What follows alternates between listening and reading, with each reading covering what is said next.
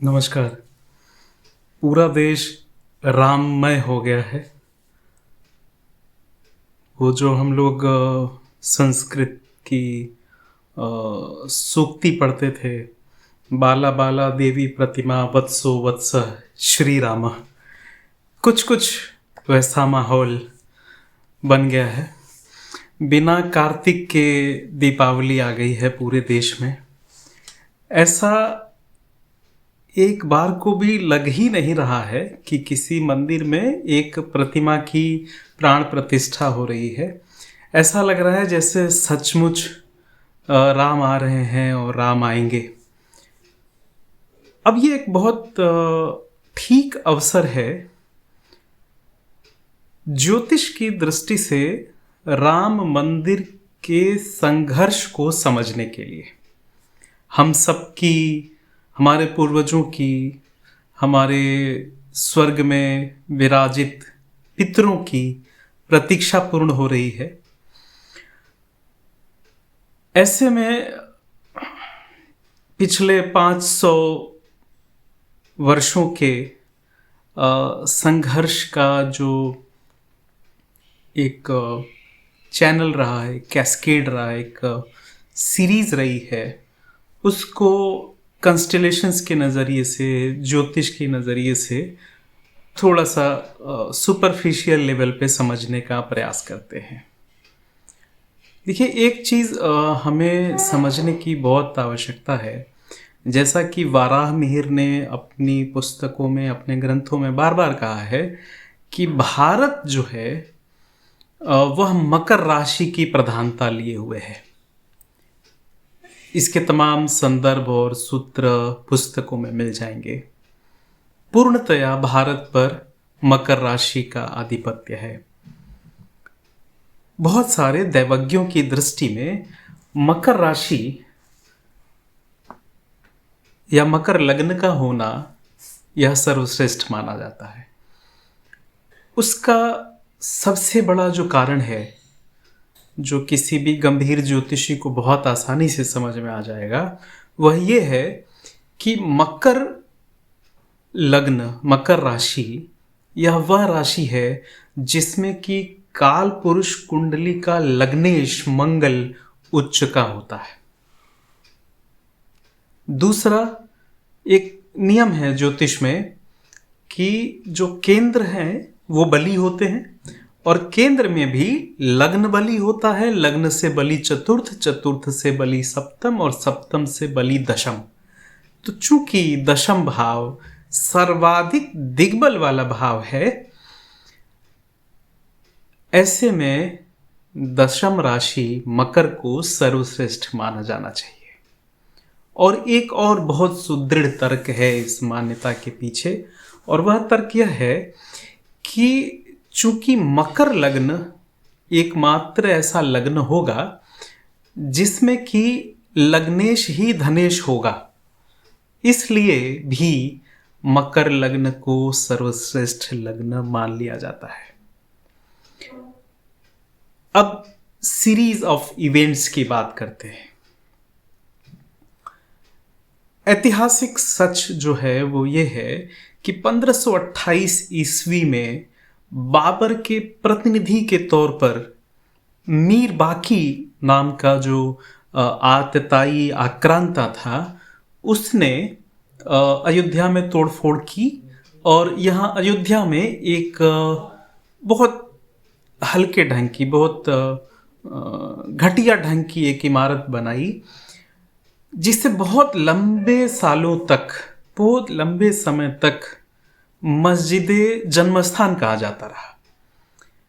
उसे इतिहास में बाबरी मस्जिद बहुत बहुत बाद में बोला गया, और संभवतः ये अंग्रेज़ों के आने के बाद, जब नए ज़माने के नए नए इतिहासकार जो ब्रेन वॉश्ड हिस्टोरियंस थे, उन्होंने उसे बाबरी मस्जिद कहना शुरू किया था। अदरवाइज उसे अयोध्या के आसपास की जनता और पुराने गैजेटियर में उसे मस्जिद जन्मस्थान ही कहा गया। ये मस्जिद जन्मस्थान चूँकि बहुत जल्दबाजी में, बहुत हड़बड़ी में बनाया गया था, क्योंकि अयोध्या में उस समय भी हमारे वीर क्षत्रियों ने और वहाँ की सभी जनता ने बहुत भयंकर प्रतिरोध किया था। मीर बाकी के लिए ये काम आसान नहीं था, तो हड़बड़ी में एक स्ट्रक्चर को बना दिया गया था। उसको मैं क्यों कह रहा हूँ कि वो हड़बड़ी में बनाया गया था, क्योंकि वहाँ ना तो कोई वज़ू करने की जगह नहीं थी, जैसे कि सभी मस्जिदों में वज़ू करने की परमानेंट जगहें बनाई जाती हैं। मस्जिद जन्म स्थान में ऐसी कोई जगह नहीं थी। दूसरा कि जो बरादरी होती है, जिसमें कि मस्जिद में नमाज अदा करने के बाद लोग गले मिलते हैं, इकट्ठा होते हैं, आपस में बात करते हैं, ऐसी कोई बरादरी मस्जिद जन्म स्थान में नहीं थी।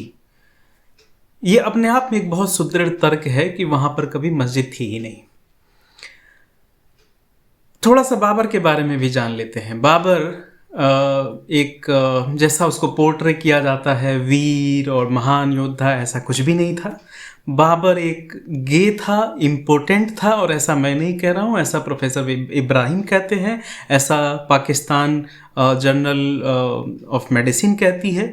इसमें तमाम रिपोर्ट्स हैं जिसमें ये दावा किया गया है कि लगातार चोट खाने और बहुत ज़्यादा अफीम के सेवन से बाबर इम्पोर्टेंस हो गया था, और उसकी अपनी पत्नी आयशा में कोई रुचि नहीं रह गई थी, बल्कि वो अपने बाजार के एक लड़के में इंटरेस्ट वो ज़्यादा रखता था। खैर, 1528 में जब ये घटना होती है, उस समय के अगर एस्ट्रोलॉजिकल इवेंट्स को देखें तो सबसे इम्पॉर्टेंट इवेंट जो समझ में आता है कैप्रिकॉर्न साइन के रेफरेंस में, वो मैं देख पाता हूँ कि 1528 में बृहस्पति अपनी उच्च राशि कर्क में गोचर कर रहे थे, और कर्क से सप्तम दृष्टि वो मकर पर डाल रहे थे, और ठीक उसी समय ऐसा होता है।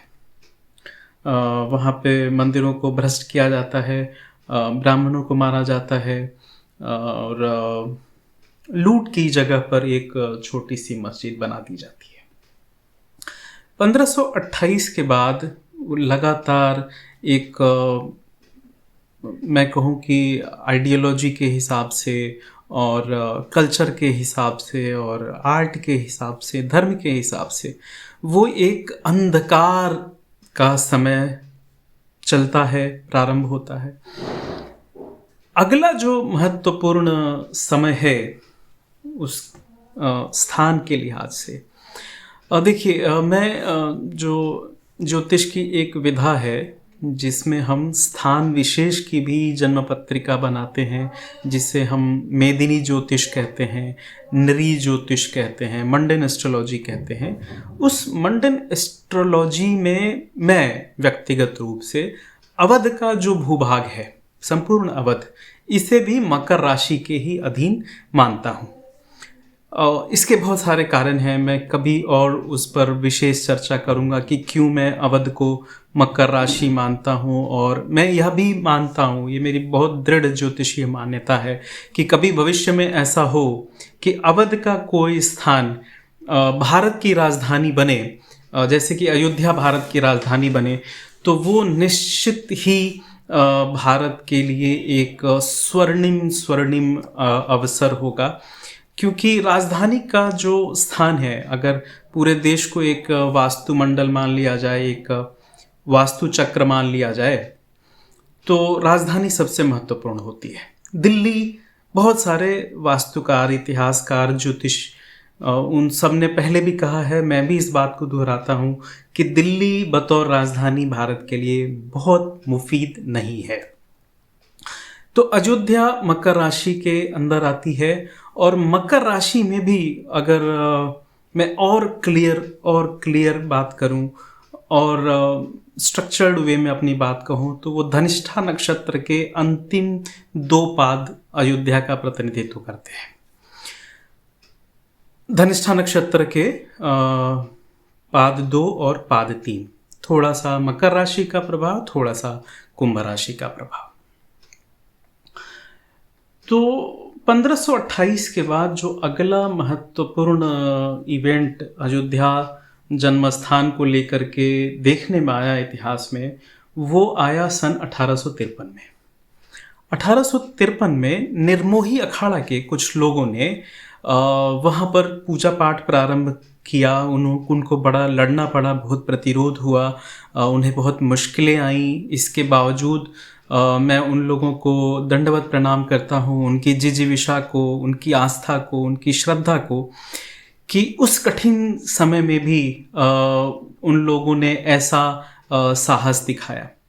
1853 में उस जगह पर अगर देखें तो जो ट्रांजिट का सैटर्न था वो मौजूद था। अगर 1853 के कैलेंडर को देखा जाए तो मेष राशि में था, और मेष राशि से शनि अपने दशम भाव को भी प्रभावित कर रहे थे, यानी कि कैप्रिकॉर्न को प्रभावित कर रहे थे, मकर को प्रभावित कर रहे थे। और ठीक उसी समय ये संघर्ष और आगे बढ़ता है हिंदुओं का, मुसलमानों का। 1854 में बृहस्पति आते हैं मकर राशि में, और उसी समय अयोध्या का जो कलेक्टर है के नायर, वो हिंदुओं के बड़ा खिलाफ जा कर के आदेश करता है, लेकिन निर्मोही अखाड़ा और तमाम क्षत्रियों के प्रतिनिधित्व में आम हिंदू जनता का जो प्रतिरोध है, उसके फलस्वरूप उन्हें उस दरवाजे के पास थोड़े समय के लिए एक चौकी बना करके दे दी जाती है, जिसे कि राम चबूतरा उस समय कहा गया था।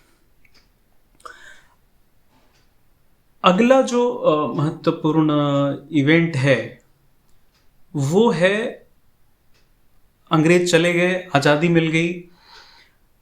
22 दिसंबर 1949 की रात में कुछ संगठित रूप से साधु पहुंचते हैं जन्मभूमि स्थान पर, और अब चूंकि भारत आज़ाद है तो हमें इस इवेंट को आज़ाद भारत की भी कुंडली से देखना चाहिए। आज़ाद भारत की जो जन्म पत्रिका बनती है वो वृष लगन की बनती है, और वृष लगन का जो नवा भाव है यानी कि धर्म भाव है वह मकर राशि है। तो मकर राशि भारत का, आज़ाद भारत का, स्वतंत्र भारत का धर्म भाव भी है। और हम जानते हैं कि उस समय के जो प्रधानमंत्री थे पंडित जवाहरलाल नेहरू, जो मात्र कहने भर के पंडित थे, और वो एक अलग यूटोपिया में जीते थे, एक अलग उनका रोमांटिसिज्म था। हालांकि कई मसलों पर उनका जो विज़न रहा वो कई मायनों में विजनरी भी थे, लेकिन जहाँ सामरिक और धर्म की बात थी, डेमोग्राफी की बात थी, वहाँ पर उनसे भयंकर चूकें हुई। किसी भी लीडर से चूक हो सकती है, इसमें ऐसी कोई बात नहीं। नेहरू का अपना जो प्रेजुडिस था, उनका जो अपना इंक्लाइनेशन था, वह भी एक बड़ी वजह रही। 22 दिसंबर 1949 की रात को जिस समय ये चीज़ें शुरू होती हैं, उसमें भारत की जन्म कुंडली में शनि की महादशा में बुध की अंतर्दशा चल रही थी। अब शनि चूंकि मकर राशि के स्वामी हैं, तो शनि की महादशा में मकर राशि की थोड़ी बहुत एक्टिविटी तो होनी थी, और चूंकि मकर राशि स्वतंत्र भारत की जन्म पत्रिका का नवा भाव है जो कि धर्म का भाव है, तो ये हलचल धर्म जगत में भी होनी थी। तो अब होता क्या है कि बृहस्पति का संचरण, शनि की महादशा और मकर राशि की एक्टिविटी, 1949 में वहाँ पर फिर एक छोटा मोटा दंगा शुरू हो जाता है। लेकिन पंडित नेहरू का यूटोपिक रोमांटिसिज्म, वो किसी निर्णय लेने की स्थिति में नहीं होते हैं, और ये मुद्दा फिर से बंद कर दिया जाता है। हिंदू लोग अपने ही देश में अपने ही अधिकारों से वंचित कर दिए जाते हैं। आप कल्पना कीजिए कि एक धर्म जो केवल जनसंख्या और धर्म के आधार पर एक बहुत बड़ा क्षेत्रफल हमसे ले लेता है, हमारे सबसे सुंदर वन चले जाते हैं, हमारे सबसे सुंदर पहाड़ उनके पास चले जाते हैं, सबसे सुंदर नदियाँ, पवित्र जल उनके पास चला जाता है, कृषि योग्य भूमि चली जाती है, लाहौर जैसा महाराज लव का बसाया हुआ शहर चला जाता है, और हम अपने ही देश में अपने ही आराध्य मर्यादा पुरुषोत्तम अखंड अखिल ब्रह्मांड नायक उनकी ही उपासना के लिए हमें कोर्ट और पार्टियों के चेहरे को देखना पड़ता है, उनकी चिरौरी विनती करनी पड़ती है। मुझे कई बार आश्चर्य होता है कि कहीं ऐसा तो नहीं कि संविधान और ये सभी पार्टियां और ये कोर्ट और ये न्यायालय ये बतौर समाज हम हिंदुओं के विरोध में तो नहीं है। ऐसा मुझे लगता है, और मेरे लगने के मैं सैकड़ों कारण गिनवा सकता हूँ। ये हमारा देश है। खैर, 1528 से शुरू हुई ये चीज़, ये संघर्ष 1949 में फिर से हमें भुलावा दिया जाता है, फिर से हमारे साथ छल होता है। अगला जो महत्वपूर्ण चीज़ है वो घटती है जब राजीव गांधी प्रधानमंत्री बनते हैं। राजीव गांधी प्रधानमंत्री बने हैं और 1986 में 31 जनवरी को अयोध्या कोर्ट में एक अर्जी दाखिल होती है। वहाँ पर जज हैं के.एम. पांडे जी, जो हमारे गोरखपुर के रहने वाले थे। के.एम. पांडे जी अगले ही दिन 1 फरवरी को उस पर फैसला सुना देते हैं हिंदुओं के पक्ष में। ये बहुत बहुत महत्वपूर्ण तिथि है, 1 फरवरी 1986।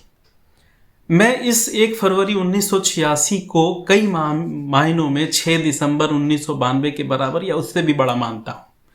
आप इसके आसपास की परिस्थितियों को देखिए।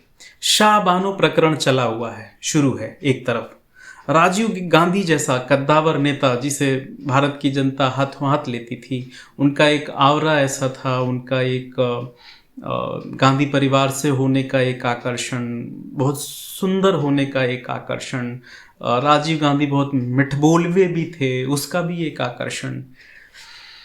1 फरवरी 1986 को जब ये फैसला आता है, के.एम. पांडे फैसला करते हैं, उस फैसले से मेरा एक प्राइवेट कनेक्शन भी है। मेरे ग्रैंडफादर उत्तर प्रदेश पंचायती सेवा के बड़े अधिकारी थे। उस समय, उस दिन वो अयोध्या में थे, और जब हम लोग छोटे थे तो वो ये बात कहते थे कि 1 फरवरी 1986 को जो अयोध्या में राम जन्मभूमि का ताला खुला था, ये दरअसल भारत के भविष्य का ताला खुला था।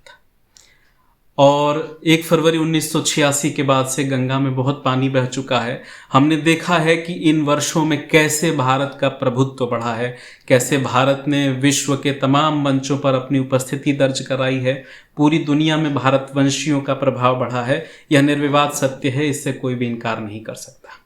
और मैं बहुत ही दृढ़ता से ये बात कहता हूँ कि जब 2024 में भगवान राम का ये मंदिर बन रहा है, भारत के लिए एक नए युग की शुरुआत है। क्यों? वारामिहिर का कथन याद करिए। भारत मकर राशि है, अयोध्या मकर राशि है। अयोध्या में जब भगवान राम अपने पूरे बल के साथ उपस्थित हो रहे हैं, जिनका जन्म पुष्य नक्षत्र का है, जो कर्क राशि कर्क लग्न के हैं, कर्क राशि कर्क लग्न में चंद्रमा और बृहस्पति, वो विख्यात योग है गजकेसरी योग, वो मकर राशि को देखेगा। यह संपूर्ण भारत के लिए एक नए उत्कर्ष का समय होगा। बहुत सारे रोने गाने वाले लोग कह रहे हैं कि विनाश आएगा, विनाश आएगा। मैं आपको कहता हूं कि यह भारत की शताब्दी होगी। अगले 100 वर्ष पूरी दुनिया में भारत का डंका बजेगा, पूरी दुनिया में भारतवंशी आर्य सभ्यता का प्रकाश प्रकाशित करेंगे। आप इस चीज के गवाह बनेंगे, हम में से बहुत सारे लोग। आप इसे देखिएगा। 1 फरवरी 1986 को इस घटना से ठीक पहले पहले 5 महत्वपूर्ण किरदार हैं। एक किरदार है शाह बानो। शाह बानो प्रकरण से नए बच्चे बहुत ज़्यादा परिचित नहीं होंगे, लेकिन आप खोजिएगा, इसके बारे में पढ़िएगा। ये भारत की राजनीति को समझने के लिए सबसे अचूक हथियार है शाह बानो प्रकरण। अगर आप भारत की राजनीति को जरा भी समझना चाहते हैं तो शाह बानो प्रकरण को आपको समझना चाहिए। आपको कांग्रेस की दुविधा समझ में आएगी, आपको भारतीय मुसलमानों की स्थिति समझ में आएगी, आपको भारत के मुस्लिम समाज में आज तक कोई बड़ा समाज सुधारक क्यों नहीं हो पाया यह कुंठा समझ में आएगी, और भारत की राजनीति में किस तरह से कुछ लोग बार्गेनिंग करते हैं, किस तरह से छोटे छोटे प्रेशर ग्रुप्स बना करके अपने स्वार्थ को सिद्ध करने में लगे रहते हैं, ये चीज़ भी आपको समझ में आएगी। तो शाह बानो प्रकरण चला हुआ है, राजीव गांधी बहुत दबाव में है 1986 में। अरुण नेहरू गृह राज्य मंत्री हैं। उत्तर प्रदेश में वीर बहादुर सिंह, गोरखपुर से आते थे, वीर बहादुर सिंह मुख्यमंत्री थे। और उत्तर प्रदेश से संबंध रखने वाले दो धार्मिक नेता, आज आप चाहे लाख गालियां दे लीजिए, सोशल मीडिया पे उनको बहुत कुछ कहा जाता है। एक व्यक्ति के जीवन के कई पहलू होते हैं, हमें अच्छे को अच्छा, बुरे को बुरा कहना चाहिए। 1986 में शंकराचार्य स्वामी स्वरूपानंद का जो दबाव राजीव गांधी पर था राम मंदिर मसले पर, मैं पूरी अथॉरिटी के साथ कह रहा हूं कि किसी भी शंकराचार्य का उतना दबाव किसी भी प्रधानमंत्री पर कभी नहीं रहा, और आज तो बिल्कुल नहीं है। स्वरूपानंद बहुत हठी थे इस मामले में कि राम मंदिर पर कुछ सकारात्मक होना चाहिए। और दूसरा, उस समय का बहुत महत्वपूर्ण धार्मिक नेता, मैं उनको चरण वंदना करता हूं, रामचंद्र परमहंस। उन्होंने कांग्रेस को और भारत सरकार को यह लिखित में कह के दिया था कि अगर अब राम मंदिर पर कुछ काम नहीं होता है तो मैं आत्महत्या करूंगा। उनके इस आत्महत्या की धमकी ने बहुत बड़ा काम किया था। और एक और महत्वपूर्ण कैरेक्टर, आरिफ मोहम्मद खान, आजकल केरल के राष्ट्रपति हैं, बहुभाषी हैं, बहुश्रुत हैं, बहुत विद्वान हैं, मेरी उनसे एक पर्सनल केमिस्ट्री भी है, मुझ पर उनका बड़ा प्रेम रहता है। आरिफ मोहम्मद खान भारतीय राजनीति का बहुत बहुत बड़ा चेहरा है। आज उनको मैं समझता हूं कि जो दाय, जो हिस्सा उनको मिलना चाहिए था वो अभी मिला नहीं है। भविष्य कौन जानता है, हो सकता है कभी मिले। आरिफ मोहम्मद खान का जो दबाव था कांग्रेस के ऊपर और राजीव गांधी के ऊपर, उस दबाव ने भी इन तमाम फैसलों को प्रेरित किया, इंड्यूस किया। हमारे यहाँ ऑन पेपर कोर्ट जो है वो निरपेक्ष होती है, लेकिन हम सभी जानते हैं कि कोई भी सिस्टम कैसे काम करता है। पॉलिटिकल और ब्यूरोक्रेटिक स्ट्रक्चर और हमारा जो न्याय प्रणाली है, इन सब में कोऑर्डिनेशन नहीं होते हुए भी कहीं ना कहीं आपस में ब्रिजेस बनते रहते हैं, टूटते रहते हैं। आप एक महत्वपूर्ण चीज़ देखेंगे कि ये जितने भी कैरेक्टर हैं, रामचंद्र परमहंस, स्वरूपानंद सरस्वती, अरुण नेहरू, वीर बहादुर सिंह और राजीव गांधी, और एक और महत्वपूर्ण कैरेक्टर नजमा हेपतुल्ला, जिनको बाद में भारतीय जनता पार्टी ने उपराष्ट्रपति बनाया था। ये सभी के सभी कैरेक्टर्स, इनकी जन्म पत्रिकाओं में मकर राशि अद्भुत अद्भुत रूप से दिखाई देगी आपको, एक साम्य दिखाई देगा, एक इक्विलिब्रियम दिखाई देगा। 1 फरवरी 1986 को स्वतंत्र भारत की जन्म पत्रिका में केतु की महादशा चल रही है, और राजीव गांधी की जन्म पत्रिका में उनके पंचम भाव में मकर राशि का केतु था। अद्भुत अद्भुत संयोग है। आप कभी आरिफ मोहम्मद खान की कुंडली देखिएगा, उनकी कुंडली में मकर राशि का जो अधिपति है वो तुला राशि में है, और जिनकी भी जन्म पत्रिकाओं में शनि उच्च के हो जाते हैं, तुला राशि में होते हैं, वो सब लोग बहुत अद्भुत न्यायप्रिय होते हैं। और अगर उनकी कुंडली में सूर्य बुध की युति हो रही है तो वो अद्भुत वक्ता भी साबित होते हैं, और बहुत सारी भाषाओं का, बहुत सारी विधाओं का उनको ज्ञान भी हो जाता है। ये 1 फरवरी 1986 बहुत बहुत महत्वपूर्ण तिथि है। अगली जो तिथि 6 दिसंबर 1992, 6 दिसंबर 1992 को जो हुआ हम सब जानते हैं। बाबरी मस्जिद ढा दी गई, कार सेवा हुआ, भारत के बड़े बड़े नेता वहाँ से फिर उभरे, अटल बिहारी वाजपेयी जिन्होंने कहा कि समतल करना पड़ेगा ज़मीन को अपना, उनका एक अलग अंदाज था। लाल कृष्ण आडवाणी, उनकी रथ यात्रा, लाल कृष्ण आडवाणी, मुरली मनोहर जोशी, अटल बिहारी वाजपेयी की जो ट्रायोलॉजी, जो ट्रायो था, ये अद्भुत था। और वेदांती जी, अशोक सिंघल, विश्व हिंदू परिषद के अन्य बड़े नेता, विनय कटियार, उमा भारती, साध्वी रीतंभरा, ये स्टालवर्ड्स इस दिन उभरते हैं, या इस दिन एक मंच सजता है और भारत को नए नए नायक मिल जाते हैं।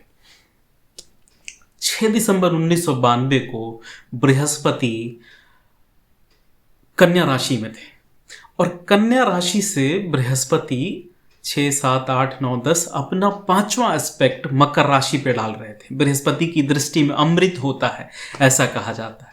6 दिसंबर 1992 भारत के लिए अमृत बरसा था। उस दिन भारत के लिए देवताओं ने अमृत बरसाया था। वो अचानक हुआ था। उस घटना में हम लोग बच्चे थे, हमें पता था कि ईंट कहाँ से आ रही है, कैसे क्या हो रहा है। वो जैसे ईश्वरीय संचालन था। वो कोई एक व्यक्ति नियंत्रित नहीं कर रहा था, वो प्रकृति स्वयं चला रही थी। जो लोग वहां पहुंचे थे वो कार सेवा करने गए थे, उन्हें पता नहीं था कि मस्जिद तोड़ना है, उन्हें पता नहीं था कि आज भारत के माथे पर लगा हुआ सबसे बड़ा कलंक धोया जाएगा, उन्हें नहीं पता था, लेकिन वो हुआ। ये बृहस्पति की दृष्टि है। मैं बार बार कहता हूं कि बृहस्पति की दृष्टि में अमृत होता है। 6 दिसंबर 1992 को जो हुआ, ये अद्भुत शौर्य था, ये अद्भुत पराक्रम था, न भूतो न भविष्यति था। ऐसे शासन में, ऐसे लोगों के सामने जहां पता था कि गोली चलेगी, जहां पता था कि हम मारे जाएंगे, लोग खड़े हुए थे।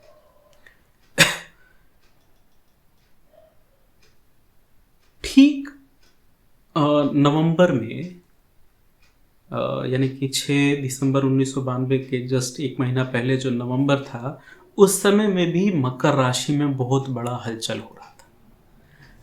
और जब हाईकोर्ट का निर्णय आया, इलाहाबाद हाईकोर्ट का 2010 में, उस समय में भी मकर राशि में बहुत बड़ा हलचल था।